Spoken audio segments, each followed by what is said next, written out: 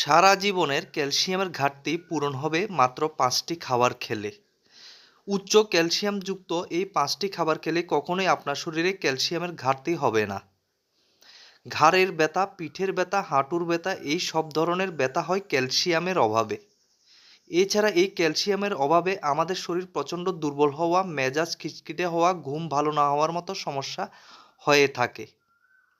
আর ক্যালসিয়ামের অভাবে দীর্ঘস্থায়ী যে বড় ধরনের সমস্যায় পড়তে পারেন সেটা হচ্ছে হাড় ক্ষয় তৈরি হবে। কেননা হাড়ের ঘনত্ব কমে যায় এই ক্যালসিয়ামের অভাবে। তাহলে চলুন উচ্চ ক্যালসিয়ামযুক্ত 5টি খাবারের নাম জেনে নিই। 1. পালং শাক। পালং শাকের মধ্যে প্রচুর পরিমাণে ক্যালসিয়াম রয়েছে। যাদের ইউরিক অ্যাসিড বেশি নেই এবং কিডনিতে কোনো সমস্যা নেই, তারা নিশ্চিন্তে প্রতিদিন 70 থেকে 100 গ্রাম পালং শাক খেতে পারেন। এতে করে আপনার বহুদিনের পুরানো ক্যালসিয়ামের অভাব পূরণ হবে।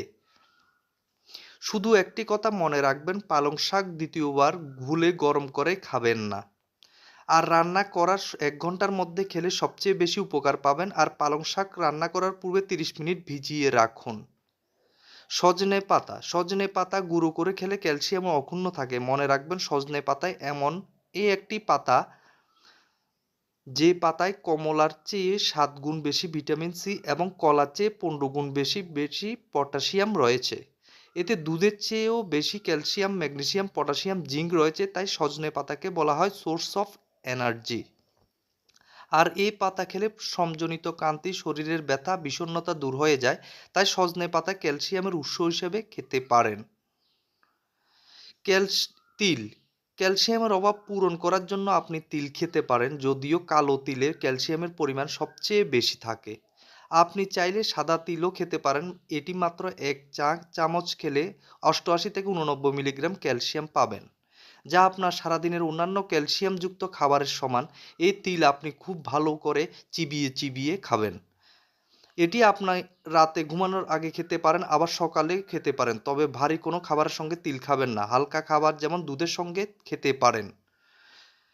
রাজমায় রয়েছে প্রচুর পরিমাণে ক্যালসিয়াম। এটাতে ক্যালসিয়ামের পরিমাণ টক দইয়ের চেয়েও বেশি থাকে। তাহলে বুঝতেই পারছেন কি পরিমাণ ক্যালসিয়াম পাবেন শুধুমাত্র যদি রাজমা খেতে পারেন। আপনার দৈনিক 100 গ্রাম রাজমা রান্না করে খেতে পারেন, তবে ভুলেও আদা সেদ্ধ করে খাবেন না, এতে শরীরের জন্য ক্ষতিকর। মনে রাখবেন, রাজমা সাদার চেয়েও কালো এবং লালটা সবচেয়ে বেশি ক্যালসিয়াম সমৃদ্ধ। মাত্র 1 কাপ টক দইয়ে ক্যালসিয়ামের পরিমাণ 280 থেকে 290 মিলিগ্রামের কাছাকাছি। যারা হৃদরোগে ভুগছেন বা একবার স্ট্রোক হয়ে গেছে বা হাই ব্লাড প্রেশার অথবা হাই কোলেস্টেরল রয়েছে, তারা অবশ্যই টক দই খাবেন।